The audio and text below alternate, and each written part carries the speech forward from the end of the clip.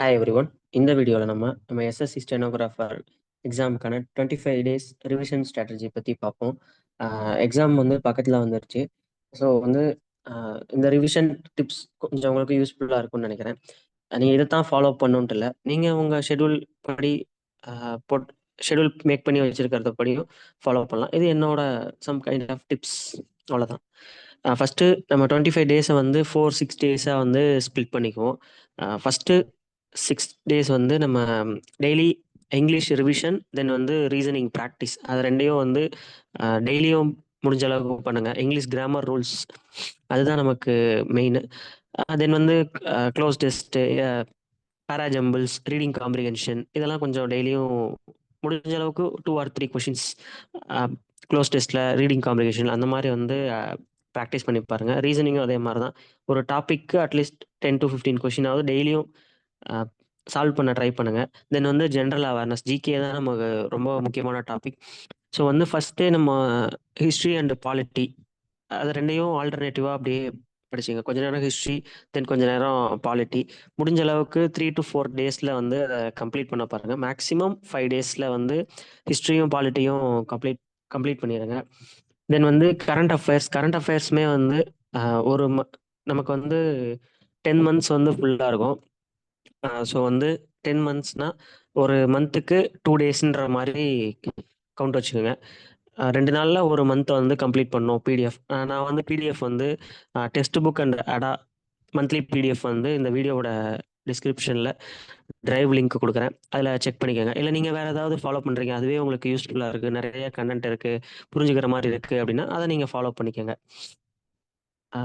தென் வந்து செகண்டு அந்த 6th டே இதில் வந்து இப்போ தான் வந்து நான் கொஞ்ச நாள் முன்னாடி தான் படிக்க ஆரம்பிச்சிருக்கேன். ஸோ இந்த எக்ஸாம் ஒரு ட்ரை பண்ணணுன்ட்டு பண்ணுறாங்கிறவங்க ஆல்டர்னேட்டிவ் டேஸில் மார்க் டெஸ்ட் எழுதுங்க. இல்லை ரிவிஷன் வந்து நான் முன்னாடியே ஸ்டார்ட் பண்ணிட்டேன், 1 or 1.5 month முன்னாடியே ரிவிஷன் ஸ்டார்ட் பண்ணேங்கிறவங்க இப்போலேருந்தே ஃபுல் டெஸ்ட் எழுதுங்க. ஆல்ரெடி நிறைய பேர் எழுதிட்டு இருப்பீங்க. இப்போலேருந்து வந்து எழுதாதவங்க ஸ்டார்ட் பண்ணிடுங்க, ஃபுல் டெஸ்ட் எழுதுங்க. ஃபுல் டெஸ்ட்டாக இருக்கட்டும், இல்லை 1 hour ஆஃப் டெஸ்ட்டாக இருக்கட்டும், எனிதிங். இப்போது டெக்ஸ்ட் புக்லேயே வந்து டெய்லியுமே ஃபுல் டெஸ்ட், ஆஃப் டெஸ்ட்லாம் கொடுக்க ஆரம்பிச்சிட்டாங்க. ஸோ அதெல்லாமே ட்ரை பண்ணுங்கள். தென் வந்து டெஸ்ட் எழுதிட்டு அதில் இருக்கிற மிஸ்டேக்லாம் அனலைஸ் பண்ணுங்கள். ஃபர்ஸ்ட் வீக் வந்து ஹிஸ்ட்ரி, பாலிட்டி போக மற்ற topics like science, geography, economics எல்லாம் இந்த டைமில் வந்து படிங்க. அது போக நீங்கள் படிக்கிற டைமில் நான் சொல்லியிருப்பேன், ஆன்லைன் சோர்ஸ்லலாம் படிச்சீங்கன்னா அதை சேவ் பண்ணி வைங்க அப்படின்ட்டு. அதெல்லாம் எடுத்து பாருங்கள். அண்டு புதுசாக எதுவும் ரொம்ப மனப்பாடம் பண்ணணும் அப்படின்ற இதெல்லாம் இல்லை. ஜஸ்ட் ரீட் அவுட் மட்டும் பண்ணுங்கள். மனப்பாடம் பண்ணிட்டு இருந்தோம்னா நமக்கு தான் time waste. So read out பண்ணுங்கள். என்ன டாபிக்ஸ்லாம் கிடைக்குதோ அது அந்த வீக்கில் வந்து ஃபுல்லாக ரீட் அவுட் பண்ணுங்கள்.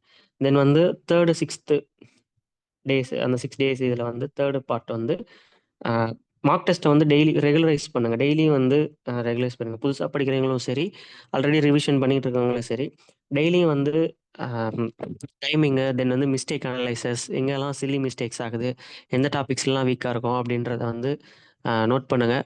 தென் வந்து டெஸ்ட் எழுதிட்டோம் அந்த டே அவ்வளோதான் அப்படின்னு இல்லாமல் ரிவிஷனும் பண்ணுங்கள். சைட் பை சைடு ரிவிஷனும் பண்ணுங்கள், டெஸ்ட்டும் எழுதுங்க. டெஸ்ட்டில் ஒரு மிஸ்டேக் பண்ணுறோம், அந்த டாப்பிக்கில் அதை எடுத்து படிக்கணும் அப்படின்ற தப்பு பண்ணாதீங்க. நீங்கள் ரிவிஷனுக்கு இது படிக்கணும், இந்த வாரம் இது படிக்கணும்னு வச்சுருக்கிற அந்த ஷெடியூலை காப் பண்ணி வந்து படிங்க. புதுசாக வந்து எதுவும் ட்ரை பண்ண வேணாம். தென் வந்து அதான் சொன்ன மாதிரி இங்கிலீஷ் ரீசனிங் வந்து டெய்லியுமே படிங்க. இந்த வாரம் இங்கிலீஷ் படித்தா போதும், அடுத்த வாரம் வேணாம் அப்படின்லாம் இல்லை. இங்கிலீஷும் ரீசனிங்குமே வந்து நீங்கள் டெய்லியும் படிச்சுக்கிட்டே இருக்கணும். ஜிகே வந்து நம்ம டெய்லியும் அந்த மாதிரி படிக்க முடியாது இல்லையா? ஸோ வந்து அதுக்கு மட்டும் அந்த மாதிரி ஷெடியூல், இந்த வீக்கில் இது பண்ணணும், நெக்ஸ்ட் வீக் இது படிக்கலாம் அப்படின்ற மாதிரி வந்து படிங்க. தென் வந்து லாஸ்ட் ஃபைனல் வீக் அதில் வந்து மார்க் டெஸ்ட் மட்டும் எழுதுங்க. புதுசாக எதுவும் ரொம்ப போட்டு புஷ் பண்ணி படிக்க வேணாம். ரொம்ப டம்ப் பண்ணுறதும் நமக்கு சேஃப் இல்லை. ஸோ வந்து ஃபுல் டெஸ்ட் மட்டும் ஃபோக்கஸ் பண்ணுங்கள். எக்ஸாமுக்கு ஒரு 2 or 2 நாள் முன்னாடி படிக்கிறத ஸ்டாப் பண்ணிடுங்க. அதுக்கப்புறம் எக்ஸாமுக்கு முன்னாடி நாள், அதுக்கு முன்னாடி நாள் இங்கிலீஷ் இது மட்டும், இங்கிலீஷ் அண்ட் ரீசனிங், அதாவது கான்செப்ட் ஆர் ஃபார்முலா, ஷார்ட்கட் அதை மட்டும் வந்து ஒரு ரிவைஸ் பண்ணுங்கள். ரொம்ப போட்டு மெமரிலாம் எதுவும் பண்ணிகிட்டு இருக்க வேணாம்.